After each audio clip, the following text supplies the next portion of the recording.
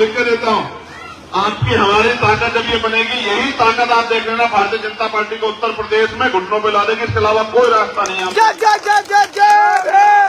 अभी भी बहुत समय आप देखना, अगर किसी के साथ जुल्म होगा तो वो घर में पड़ के सोएंगे और आपका चंद्रशेखर आजाद उसकी जाके लड़ेगा मेरे साथ। मेरे कंधों पर जिम्मेदारी है, इसलिए मैं गोली खा के भी बीच में खड़ा हूं। यहां कौन सी सुरक्षा है बताओ मुझे?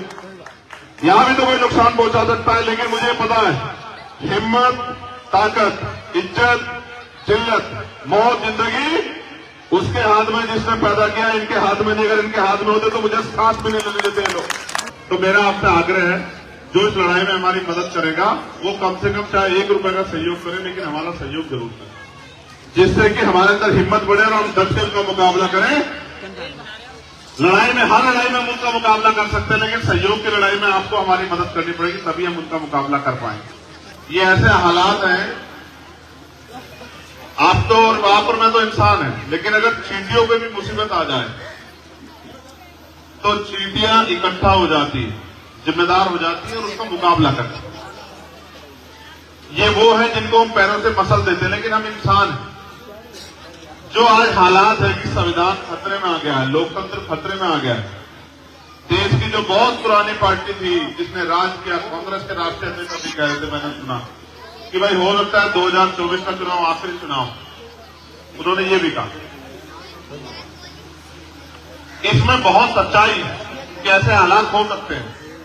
तो क्या हम उन हालातों का मुकाबला सिर्फ नारा लगा के कर सकते हैं? क्या हम उन हालातों का मुकाबला माला पहना के या भाषण देके कर सकते हैं? देखिए, जब लोकतंत्र नहीं था, राजतंत्र था, तो सेना लड़ती थी, जनता नहीं लड़ती थी। कौन लड़ता था?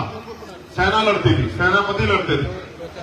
अब लोकतंत्र है, हर व्यक्ति लड़ाका, हर व्यक्ति हिस्सेदार है। डॉक्टर बाबा साहब अम्बेडकर के प्रयास से हर व्यक्ति जो बालिग है उसके पास वोट का हथियार है, और उस वोट के हथियार के जरिए वो चाहे तो किसी मेरे जैसे व्यक्ति को बहुत मजबूत आवाज बना दे, और चाहे तो किसी बहुत ताकतवर आवाज को जमीन पे पटक दे। ये हालात फैसला लेने का हालात, ये हालात ऐसा हालात है, इन हालातों में जहां 2 तरह की स्थिति है। एक, इन हालातों से समझौता करके जो हो रहा है उसको होने दें और चुप होकर घर में डर के बैठ जाए, और एक, इसी हालात में हम लोग समझदारी दिखा के एक नई ताकत का निर्माण कर लीजिए। दोनों रास्ते हमारे पास है। पहला रास्ता चुनने की जरूरत नहीं है, वो चुना हुआ है, वो आपने नहीं, जनता नहीं, वो तो नेताओं ने चुन लिया है। बड़े बड़े नेता जिनके नाम के दिए जलते थे, आज वो ऐसे डर के बैठे हैं सीबीआई, इनकम टैक्स से, जैसे उनके पीछे उनकी कोई जिम्मेदारी ना हो। तो ऐसे हालातों में हम करेंगे क्या? ऐसे हालातों में हमें मिलकर अपनी मजबूत ताकत बनानी। नगीना को इस तरह समझिए, नगीना बिजनौर और बिजनौर को इस तरह समझिए कि आप देश के किसी कोने में चले जाएं, किसी प्रदेश में चले जाएं, आपको बिजनौर का व्यक्ति वहां मिल जाए।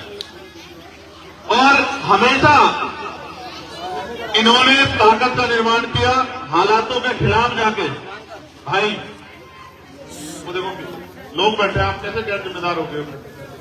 पीछे हो जाओ, आप भी अल्लाह बेटा पीछे हो जाओ। बहने माए बैठी है बेचारी, इतनी देर से इंतजार कर रही है। तो बिजनौर को मैंने करीब से देखा। बिजनौर का आज भी आप उत्तराखंड जाओ मिल जाएगा, हैदराबाद जाओ मिल जाएगा, आप हरियाणा जाओ मिल जाएगा, पंजाब जाओ मिल जाएगा, आप दिल्ली जाओ मिल जाएगा, हर जगह मिल जाएगा। बिजनौर के लोग बिजनौर से छोड़कर क्यों चलेंगे? ये एक सवाल है, इस पर चर्चा होनी चाहिए। लेकिन एक सवाल ये भी कि बिजनौर ने हमेशा जब किसी ने अन्याय के खिलाफ लड़ने का प्रयास किया और किसी ने, मजलूम ने, कमजोर ने ताकत बनने का प्रयास किया, बिजनौर के लोगों ने उनका साथ दिया, उनका साथ देकर उनको ताकतवर बनाया। किसी भी व्यक्ति को जानने के लिए, किसी भी जगह को जानने के लिए उसका इतिहास जानने की जरूरत है। आपने ऐसे दौर में यहां अपनी एकता के जरिए दलित, पिछड़े, मुसलमान, हक वंचित, न्याय पसंद लोगों ने समय समय पर ताकत का निर्माण किया। और मैं बड़ा खुश हूं कि भले ही मैंने बिजनौर की धरती में जन्म नहीं लिया, बिजनौर के पड़ोसी जिले में मैंने जन्म लिया, लेकिन मैं जब से नगीना में काम कर रहा हूं और आज मेरे साथ कुछ बहुत जिम्मेदार साथी हैं, मैं गवाही के तौर पर उनको खड़ा कर सकता हूं जो आपको ये बता सकते हैं कि नगीना के लोग क्या सोच रहे हैं। नगीना का दलित समाज ये सोच रहा है कि उन्होंने बहुत लोगों को मौका दिया। 3 बार नगीना में लोकसभा का चुनाव हुआ। पहली बार यशवीर सिंह जी जीते, दूसरी बार यशवंत सिंह जी जीते और तीसरी बार गिरीश सिंह जी जीते। तीनों एमपी आपकी वोट से ताकतवर हुए और काम उन्होंने वो किया जो उनके नेताओं ने उनसे कहा या जो उन्हें उनके हिसाब से करना चाहिए। उन्होंने वोट आपका लिया, ताकत आपके लिए और काम अपने हिसाब से किया और जो किया आपके सामने। आप तीनों की अगर एक एक पेज पे वो बना लो तो आपको पता लग जाएगा कि उन्होंने आपके लिए क्या किया। दलित समाज में ये चिंता है कि जिस तरह संविधान खत्म हो रहा है, लोकतंत्र खत्म हो रहा है, अधिकार खत्म हो रहे हैं, वोट की चोरी हो रही है, तमाम तरह की मुसीबतें पैदा हो रही है, तो हमारी वोट, जिस वोट से हम लोग, हमारी जो ताकत है, हमारी जो वजूद है, हमारी जो पहचान है, वोट बचेगी नहीं बचेगी, उसके मन में डर। जिस तरह सरकारी नौकरियां खत्म हो रही है, जिस तरह से जाति धर्म के आधार पर लोगों का शोषण हो रहा है, उसमें बहुत चिंता है। वो अपना काम कर रहा है, वो लगातार मेहनत कर रहा है, संविधान बचाओ आंदोलन कर रहा है, ईवीएम के खिलाफ आंदोलन कर रहा है और वो लगातार मेरे जैसे नौजवान को भी मौका देने के लिए मेरे साथ मिलकर मेहनत कर रहा है। पूरे जिले में आप पता करके देखो। और मैं भी 100 से ज्यादा गांव में होकर आ गया। मैं बहुत ईमानदारी से कहता हूं, मैं झूठ नहीं बोलता हूं। यहां बैठा कोई भी शख्स इस बात की गवाही दे देगा जो मैं आपसे कहूंगा कि मुझे अभी तक किसी गांव से एक सिंगल आदमी ने ऐसा नहीं कहा कि हम आपके साथ नहीं है या हम आपकी मदद नहीं करेंगे। हर व्यक्ति ने मुझे कहा। मैं आज का पूरा दिन आपको बता देता हूं। जब हम सुबह गए थे, पहला गांव कौन सा था? कश्मीरपुर गढ़ी। कश्मीरपुर गढ़ी के नौजवान एक तो यहां होंगे। कोई है कश्मीरपुर गढ़ी का? कश्मीरपुर गढ़ी का कोई है? कश्मीरपुर में हमारे साथ जितेंद्र थे। जितेंद्र राणा जी जाट समाज से आते हैं और भारतीय जनता पार्टी से जुड़े हुए थे। फिर जिस दिन हमारे साथ शामिल हुए तो भारतीय जनता पार्टी को लात मार दी और कहा कि मिलकर हम जुलाई को लड़ेंगे। ईमानदारी से बताना जितेंद्र, आप जिस भी धर्म में आस्था रखते हैं वो अलग वो है, लेकिन आप ये बताना क्या एक व्यक्ति सिंगल था जिसने कश्मीरपुर गढ़ी में कहा कि हम आपके साथ नहीं है? अभी सबसे पहली सभा माननीय चंद्रशेखर जी की कश्मीरपुर गढ़ी में हुई और दूसरी सेलापुर बंदौला गांव है उसमें हुई है। वहाँ जितने भी एससी समाज के हमारे भाई बंधु हैं, सब ने दोनों हाथ खड़े करके भाई जी को आशीर्वाद दिया और भाई साहब को लोकसभा नगीना लोकसभा से संसद भिजवाने के लिए कसम खा ली है। और ये गवाही है, जो गवाही इसलिए कि गवाहियों की बहुत जरूरत पड़ती है। आप जाके खुद चेक कर लेंगे। जब आप इधर कश्मीरपुर गढ़ी से निकलोगे, आपको वहां के दीवारों पर लगे झंडे बता देंगे, आगे मंच पे बैठे हो उसमें रहो, उसमें रहो। वो गवाही मिल जाएगी आपको। ये मैं आपको क्यों बता रहा हूं, उसका कारण। उसके बाद हम गए थे आपके गांव में। सर आपके गांव में क्या नाम है? हताई जमरुद्दीन। हताई जमरुद्दीन में गए और वो मैक्सिमम गांव मुस्लिम समाज के लोग ज्यादा रहते हैं। 95% मुस्लिम समाज के लोग हैं। आपके यहाँ भी मैं मीटिंग करके आया, 2 घर छोड़ के। आपके यहाँ मेरे प्रति क्या प्यार है? हमारे गांव की साथ भी इसके। और बामनौला सैलमपुर में तो पिछड़े वर्ग के भी बहुत सारे, हमारे सैनी समाज के और समाज के लोग भी बहुत सारे। ये हालात इसलिए हैं क्योंकि सबके मन में चिंता है कि क्या होगा भविष्य में।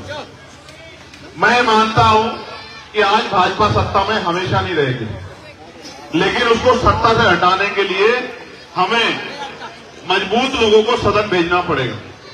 जैसा मैंने कहा कि जो तीनों सांसद थे, इनमें 2 सांसद भाजपा से अलग पार्टियों के थे। अब अगर आप ऐसे लोगों को वोट देके आगे बढ़ाना चाहते हो, पहले सांसद साहब तो इतने गैर जिम्मेदार निकले कि उन्होंने रिजर्वेशन, प्रमोशन रिजर्वेशन का बिल ही फाड़ दिया। जितने दलित समाज के लोग, कर्मचारी, अधिकारी बैठे हुए इस बात को जानते हैं क्या किया उन्होंने। उनके इस काम से कितना बड़ा नुकसान हुआ दलित समाज का, सेम सेम सेम। बहुत इतना बड़ा नुकसान हुआ। क्यों मैं गलत कह रहा हूं कि आप बताओ, जो अगर कोई यहाँ पढ़ा लिखा जिम्मेदार आदमी बैठा हो, राज्यसभा में उन्होंने प्रमोशन रिजर्वेशन का बिल फाड़ दिया जी। लोकसभा में, और कितना नुकसान हुआ उससे हमारा, लाखों लाखों लोग जो नौकरी लेते वो घर बैठ गए, ये उनकी वजह से हमें मिला। और अब जो अब है, इन्होंने 370 से लेकर हर जगह जाके भाजपा के समर्थन में वोट करी, बताओ करी या नहीं करी? कोई ऐसा मसला बता दो जाए भाजपा के समर्थन में नहीं खड़े थे, आप बता दो कोई, जिन्होंने अपने बाप ने तो वोट दी थी ना, 3 तलाक पे कहां खड़े थे आप बताओ? कौन सी ऐसी जगह थी जहां पे भाजपा के साथ नहीं खड़े थे? तो मैं आपसे इस लड़ाई को लड़ने के लिए, मदद मांगने के लिए आया हूं, क्योंकि बाकी हमारे लोगों ने, मैं जाता हूं, उन्होंने तय कर लिया कि इस बार वो पैसे वालों को छोड़ देंगे। एक मजलूम, एक कमजोर, एक गरीब अपने भाई को जो उनके लिए लड़ रहा है, संघर्ष कर रहा है, जो सीबीआई ईडी लड़ाई के नेताओं में जो गला पकड़ने की मशीन है ना, सीबीआई ईडी इनकम टैक्स, जो उससे डरता नहीं है, जिसको रोकने के लिए गोली चलानी पड़ती है, और मालिक की ऐसी रहमत है कुदरत किसके ऊपर कि 4 गोली लगने के बाद भी वो आदमी जिंदा है, वो तो उसकी मदद करने के लिए तैयार है। और अगर आपने भी हौसला बना लिया तो मैं लिख के देता हूं, ये लोकतंत्र, इसमें जनता मालिक होती है। जनता जिसको चाहे, मैंने फिर कहा, जनता जिसे चाहे ताकतवर बना दे, और जिसे चाहे, बहुत जिसका घमंड है तरफ पे हो, मैं आपको लिख के देता हूं, आपकी हमारी ताकत जब ये बनेगी, यही ताकत आप देख लेना भारतीय जनता पार्टी को उत्तर प्रदेश में घुटनों पे ला देगी, इसके अलावा कोई रास्ता नहीं है। मेरी मानते कितने, ये भी आप सुन लो, अगर आपको कोई गलत फहमी तो ये भी सुन लो। खतौली विधानसभा 2014 के लोकसभा चुनाव में ये हारे, विधानसभा वाई 2017 में ये हारे, 2019 में ये हारे, और 2022 में भी 16,500 से हारे। फिर इनको याद आई कि भाई ये खतौली रिक्त होगी, इसको जिताएगा कौन? इन्होंने मुझसे कहा कि भाई मदद करा दो। फिर मैंने इनसे कहा चलो मदद कराएं। फिर हम कितने वोट से जीते? वो 22,500 से, आप चेक करवा लेना। 150 उपचुनाव में, और उपचुनाव कहते हैं सरकार का होता है, मुख्यमंत्री वहीं घूम रहे थे, करे वो इनके जो है डिप्टी चीफ मिनिस्टर वहीं घूम रहे थे, प्रदेश अध्यक्ष वहीं घूम रहे थे, और वहीं सेंटर के मिनिस्टर हैं संजीव बालियान जी, और उनके तमाम नेता लगे हुए थे, और वो सारे साधन संसाधन लगा रहे थे। तब भी हमने 16,500 वो बराबर की, और 22,500 से हम जीते। उस दिन को आप चेक करवा लेंगे। हमारे लोग पहले मुझे चेक कर रहे थे कि आदमी हमें छोड़ के तो नहीं भाग जाएगा, ये आदमी डर तो जाएगा। अब उनका पैमाना जो है वो पूरा हो गया है। अब गरीब लोगों ने तय कर ली कि वो चंद्रशेखर का साथ देंगे। मैं आपसे भी साथ मांगने के लिए आया, क्या आप मेरी मदद कराओगे इस लड़ाई में? जो एक हाथ उठाएगा वो आगे लड़ाई जितवाएगा।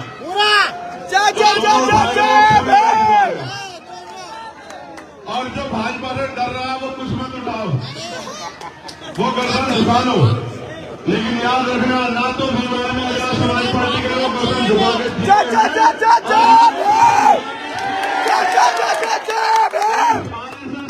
इस संघ का जो गलत विचारधारा से देश को नुकसान पहुंचाने का काम कर रही है, धर्म जाति के आधार पर बंटवारा करके लोगों को, अमीर को अमीर और गरीब को गरीब बना रही है। ये अडानी अंबानी को पालने पोसने वाले लोगों को अगर कोई सबक सिखा सकता है तो भीमवार में आजाद समाज पार्टी के लोग, इनके अलावा कोई नहीं। और मैं आपसे भी कह रहा हूं, आपने इतने नेता तैयार किए हैं, वो सारे एक तरफ, और आपका ये गरीब का बेटा चंद्रशेखर एक तरफ।